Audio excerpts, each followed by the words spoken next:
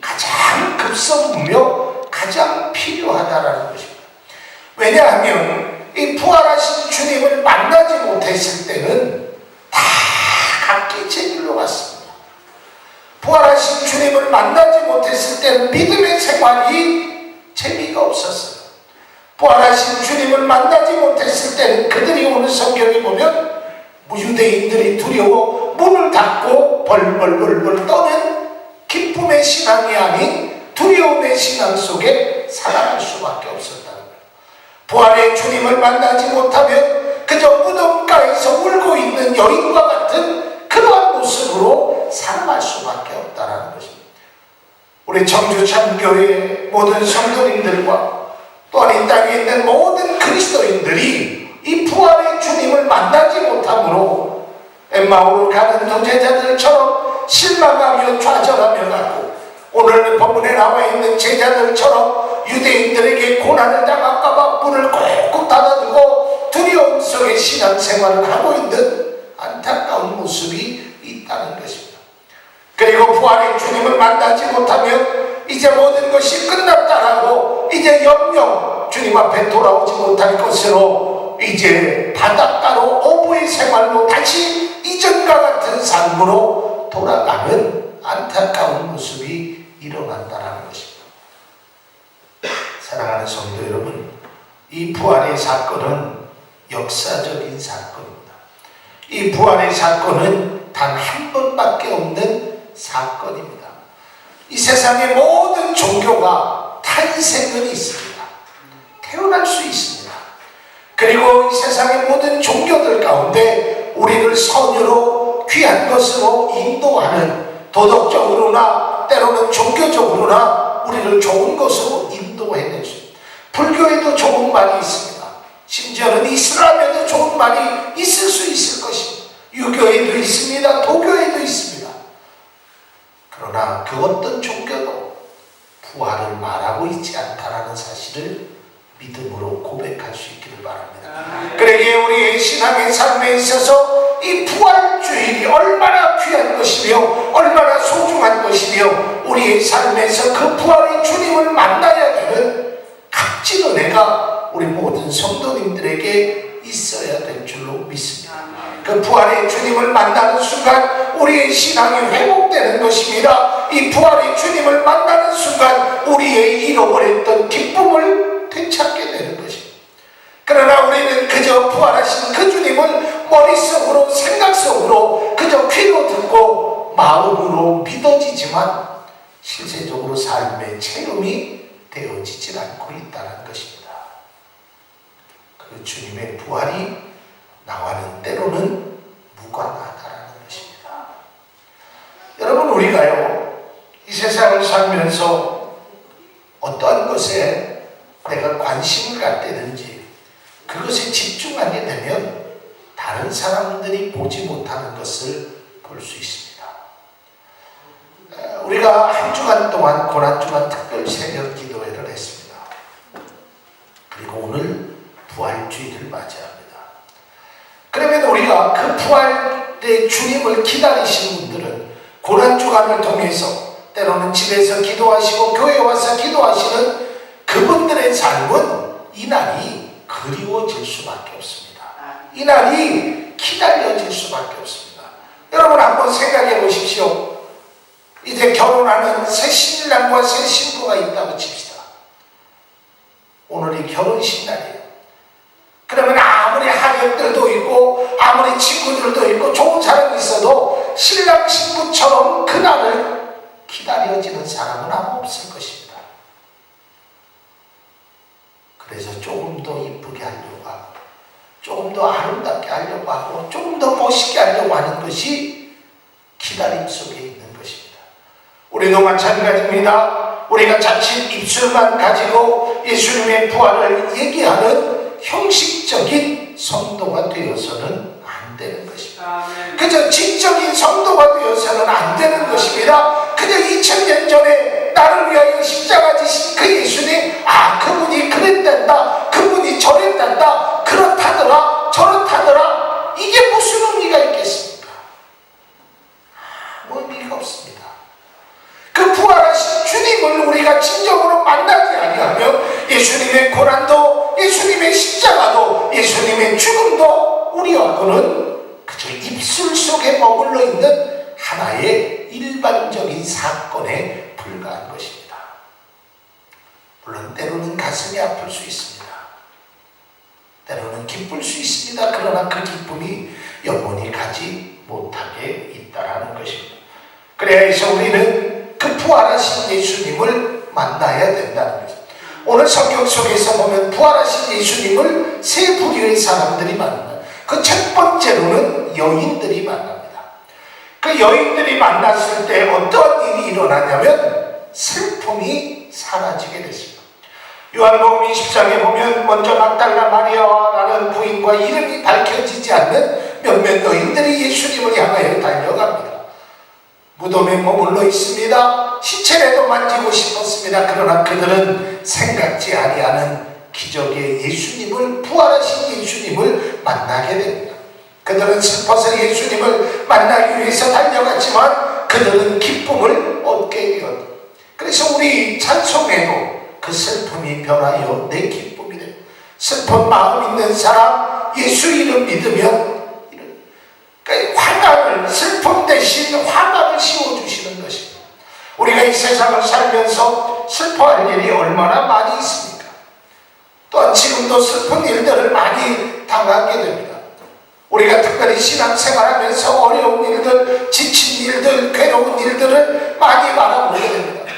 그런데 우리가 슬퍼할 수만은 없는 것이 우리는 죽음 속에 머물러 있는 시체에 가둬놓는 예수 그리스도를 믿는 것이 아니라 부활하신 예수님, 우리에게 찾아와서 여인들에게 향하신 너희에게 평강이 있을지어다라고 말씀하신 그 말씀을 우리가 들어야 한다는 것입니다. 여러분들이 슬픔 속에 있습니까? 날마다 어려움에 빠져 있습니까? 가슴을 치며 슬픈 일이 있을지라도 부활하신 예수님을 통하여 슬픔이 기쁨으로 변화되는 귀한 은총이 있기를 주님의 이름으로 축복합니다. 이것이 바로 부활의 신앙인 것입니다. 우리가 날마다 그 슬픔 속에 살아가는 현실 속에 살아가지만 우리는 그 속에서 살아가고는 있지만 우리는 부활의 주님을 만나야 된다는 것입니다. 여러분들도 그런 말씀을 많이 들었죠. 물고기가 짠 바닷가에 있습니다. 바닷물이 얼마나 짠지 모릅니다. 짠 바닷물에 살 수밖에 없는 물고기라 할지라도 물고기는 결코 짜지 않는 것입니다. 어떤 물고기를 잡아보십시오. 거기에 짠 물고기가 있습니까? 마찬가지입니다. 우리가 세상 속에 슬픔과 어려움과 고난과 어떤 아픔 속에서 살아가고 있지만 우리는 그런 현실 속에서, 죄악의 현실 속에서 살아가고 있지만 내 삶이 죄로 물들어져서는 안 된다는 것입니다. 슬픔으로 물들어져 있어서는 안 되는 것입니다. 부활의 주님이 그들에게 나타나셔서 너희에게 평강이 있을지어다 라고 하고 그들에게 기쁜 소식을 전해줬습니다. 그리고 두 번째로 부활하신 예수님을 누가 만나냐면 제자들이 만나게 됩니다. 두 번째 만난 부활하신 그 예수님을 만난 그 제자들은 어떠한 일이 있었습니까? 두려움이 사라졌다라는 것입니다. 우리가 가끔 부르는 찬송 중에 내일 일은 낯말라요 라는 찬양이 있습니다. 그 찬송을 우리가 잘못 이해하게 되면 내일은 아무것도 모르니까 될 대로 되어라 라는 식의 찬양이 아닙니다. 내일 일은 나는 모르지만 우리 주님은 여러분의 가는 길을 아신다는 사실을 믿음으로 고백하십시다. 이게 우리에게 필요한 것입니다. 우리의 삶에 두려움이 있습니다. 어려움이 있습니다. 근심이 있습니다. 해결하지 못하는 많은 문제들이 있습니다.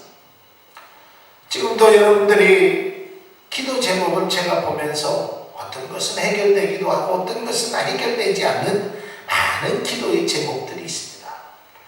때로는 근심도 됩니다. 때로는 걱정도 됩니다. 저도 요즘 그런 많은 걱정이 됩니다.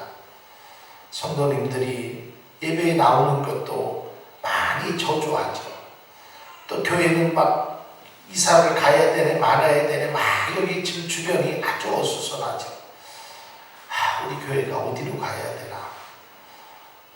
우리 성도님들은 어디에 있나? 많은 두려움이 있습니다.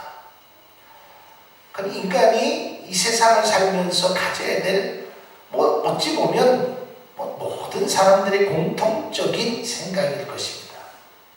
그러나 여러분, 그 두려움은 결국 예수 그리스도의 부활하신 그 능력을 통해서 여러분들에게 기쁨으로, 해결로, 간증으로 변화되기를 원합니다. 우리는 두려움 속에 살 수 없는 사람. 오늘 제자들을 보십시오. 오늘 성경 19절에 보면 제자들은 유대인들을 두려워하여 모인 것에 문을 닫았더니 예수께서 오사 가운데 서서 이르시되 너희에게 평강이 있을지어다 라고 말하고 있다는 것이에요. 평강이 두려워요. 이 문제가 해결 안 되면 어떡하지? 이때까지 해결이 안 되면 어떡하지? 저때까지 해결이 안 되면 어떡하지? 그러나 부활하신 그 주님을 통하여 여러분의 문제가, 여러분의 슬픔이, 여러분의 두려움이 예수 그리스도의 능력으로 부활하신 그 주님의 은혜로 기쁨이 되고 행복이 되며 귀한 믿음의 고백이 될 수 있기를 주님의 이름으로 축복합니다. 그 다음에 마지막 세 번째, 예수님께서 도마에게 나타나셨습니다. 그리고 그 도마에게 하시는 말씀 속에서 믿음의 확신을 주십니다. 저는 굉장히 중요하다고 생각합니다. 우리에게 여러분 믿음의 확신이 있으면 결코 두려워하지 않습니다. 어떤 일이 있어도요, 그런 믿음의 확신을 갖게 있으면 맡길 수 있습니다. 그럼 그런 확신이, 우리가 아무리 작은 것이라도요, 별거 아닌 것이라도 그런 확신이 있으면 두려워하지 않아요. 저는 여러분들이 알다시피 이 손재주가 참 없습니다. 그럼 이런 걸 잘 못합니다. 그러니까 이제 교회가 전에는 이제 물이 안 나오면 막 걱정이 됐어요. 이거 왜 물이 안 나오지?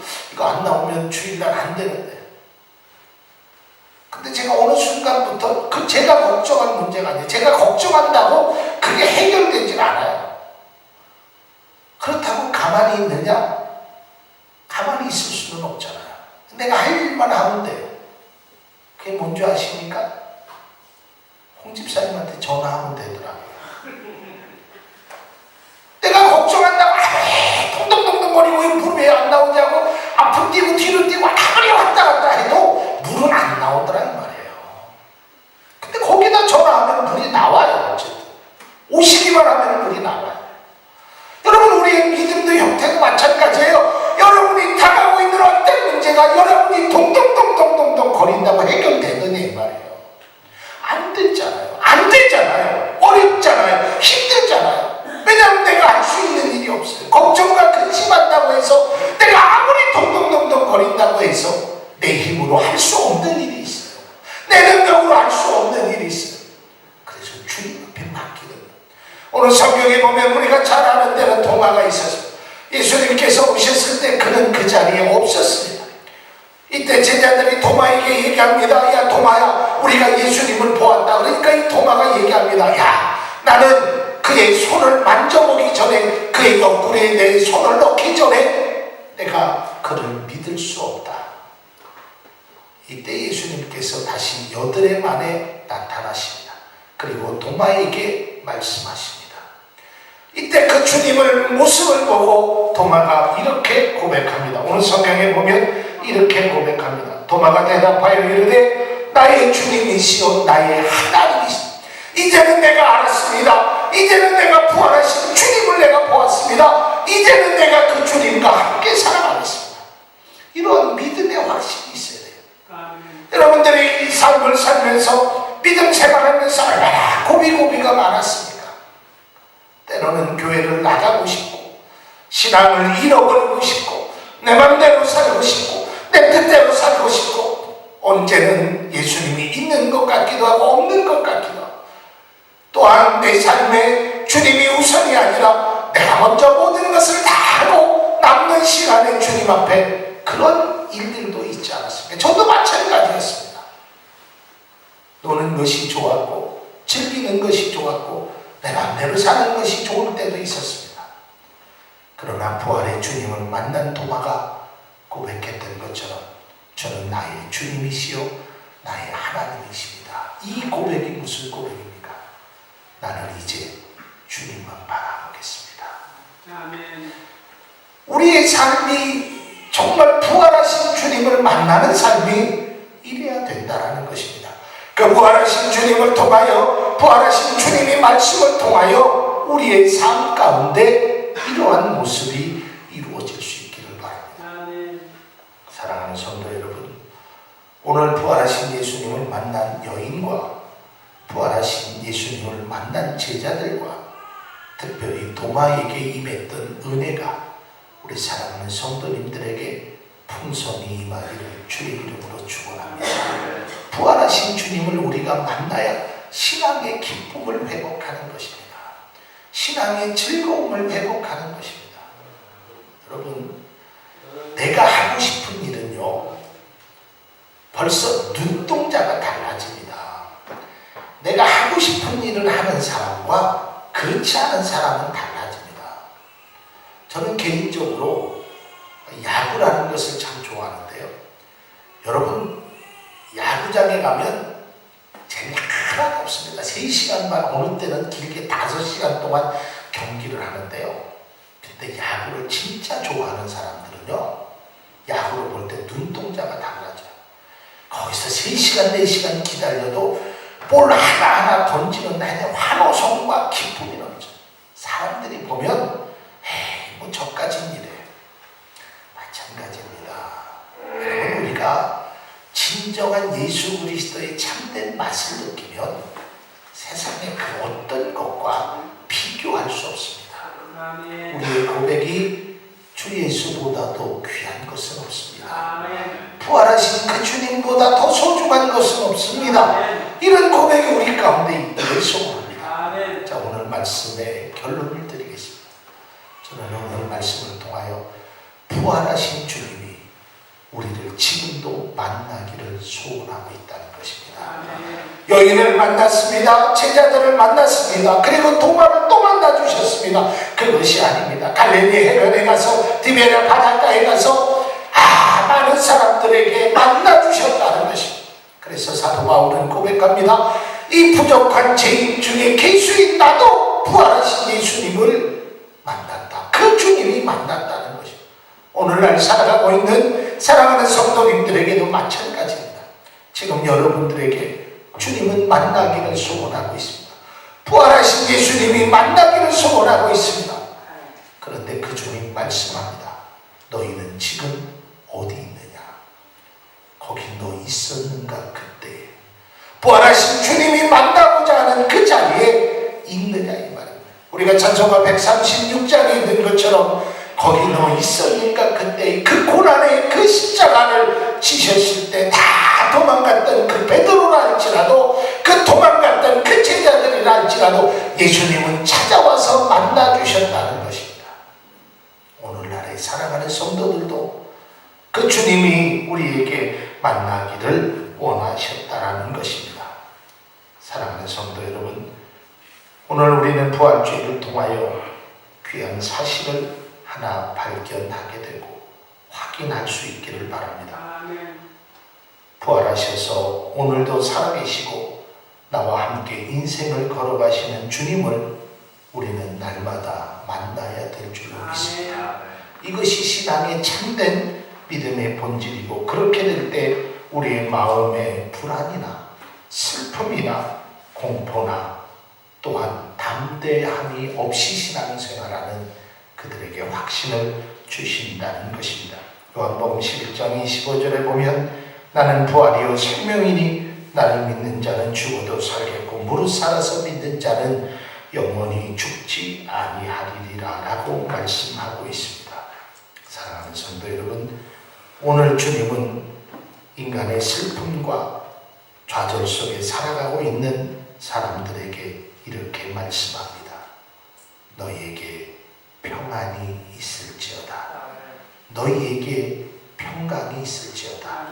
그 평안은 세상이 주는 것이 아니요, 그 평안은 세상이 이기는 것도 아니요, 그 평안은 부활하신 주님이 주시는 그 평안을 통해서 여러분의 신앙이 그 부활의 주님을 통하여 기쁨으로 하루하루 삶을 살아가는 귀한 체험의 시간들로 채워질 수 있기를 바랍니다. 부활의 주님을 만나십시다.